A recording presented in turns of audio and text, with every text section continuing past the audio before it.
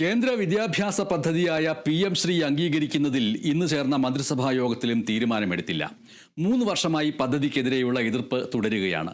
പദ്ധതിയിൽ ചേരാതെ ഫണ്ട് നൽകില്ല എന്ന കേന്ദ്ര നിലപാടിനെതിരെ പ്രതിഷേധം തുടർന്ന് സംസ്ഥാനം. വിശദമായ ചർച്ച വേണമെന്ന പൊതു അഭിപ്രായത്തിൽ മന്ത്രിസഭാ യോഗം തീരുമാനം മാറ്റിവെച്ചു. CPIക്കുള്ള വിമുഖതയും പദ്ധതി സർക്കാർ അംഗീകരിക്കാത്തതിലെ പ്രധാന കാരണമാണ്. വിശദമായ ചർച്ചയ്ക്ക് ശേഷം വിഷയം വീണ്ടും പരിഗണിക്കാനാണ് തീരുമാനം. പദ്ധതിയിൽ എഗ്രിമെന്റ് വെക്കണമെന്ന കേന്ദ്ര നിർദ്ദേശത്തിൽ കൂടുതൽ പരിശോധനകൾ വേണമെന്നും കേന്ദ്ര സർക്കാരിന്റെ ഏകപക്ഷീയമായ ഈ തീരുമാനത്തിൽ പദ്ധതിക്കൊപ്പം കേന്ദ്ര നയങ്ങൾ കൂടി അംഗീകരിക്കേണ്ടി വരുമോ എന്നതിൽ ആശങ്കയുണ്ടെന്നും വിദ്യാഭ്യാസ മന്ത്രി V. ശിവൻകുട്ടി പറഞ്ഞു.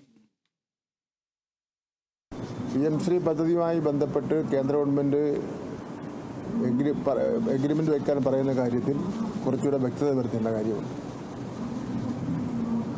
വ്യക്തത വരുത്തേണ്ടതായിട്ടുണ്ട്.